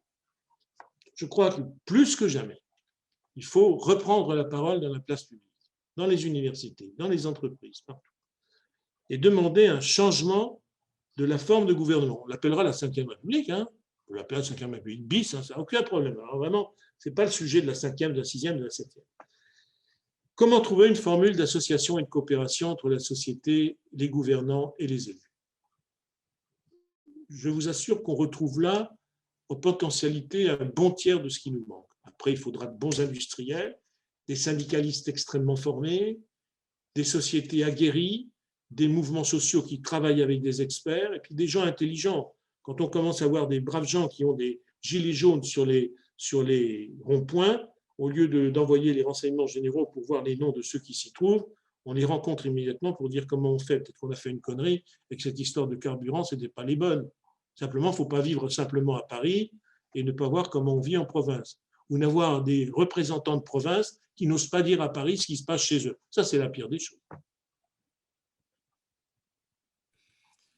Oui, et vous me permettrez, Jean-Pierre Millard, d'ajouter qu'il faut aussi sans doute des lieux où ce dialogue peut se mettre en œuvre, où on essaie sinon de rapprocher les points de vue, mais au moins faire en sorte que le débat démocratique et respectueux puisse se déployer. Je pense que modestement, l'abbaye de Saint-Jacques-de-la-Mer est un de ces lieux. Alors, elle est fermée, vous le savez aujourd'hui, mais elle n'en continue pas moins le chat est le meilleur ami de la visio.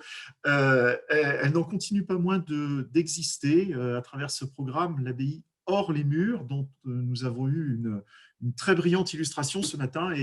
Et je ne peux que vous inviter, c'est aussi mon rôle, que vous inviter à effectuer, si vous le souhaitez, bien entendu, un petit don à l'abbaye de Saint-Jacques-de-la-Mer pour l'aider à continuer à organiser ces visioconférences, au moins jusqu'à notre réouverture. Mais nous envisageons d'ailleurs, au-delà de notre réouverture, de continuer et d'ajouter en réalité à notre programme d'activité une part dématérialisée comme celle-là, sous la forme de visioconférences, tant cela donne des capacités de rejoindre des personnes qui n'auraient pas eu, du fait de la géographie, les moyens de venir à l'abbaye. En tout cas, s'il y a une personnalité que nous espérons voir en vrai bientôt à l'abbaye de Saint-Jacques-de-la-Mer, c'est bien vous, Jean-Pierre.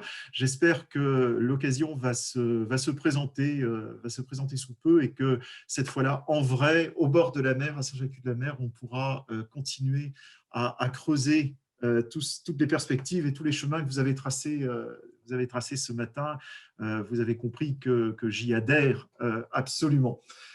Merci à vous de nous avoir consacré un peu de temps depuis votre Bourgogne. C'était un débat Bourgogne-Bretagne ce matin. Merci à nos participants et à bientôt. Prochain rendez-vous, nous aurons bientôt un nouvel atelier de cuisine. Nous faisons ça également. N'hésitez pas à y participer. Ce sera un soir juste avant le dîner. Notre chef de cuisine présentera la manière de préparer les produits de la mer. On ne les oublie pas. Donc, nous aurons une visio poisson. Visio poisson parce qu'on n'a pas l'odeur de friture en même temps. Voilà. Et puis, quelques surprises qui se préparent avec par exemple, notre ami Philippe Meyer, qui interviendra, je l'espère, au mois de mars sur la question des journalistes. Et, voilà, quelques surprises de ce type. On ne vous oublie pas, nous ne sommes pas présents à Saint-Jacques, mais on ne vous oublie pas. Et vous voyez que les amis de l'abbaye, comme Jean-Pierre Mignard, ne nous oublient pas non plus. À très bientôt, en tout cas. Au revoir. Au revoir à tous.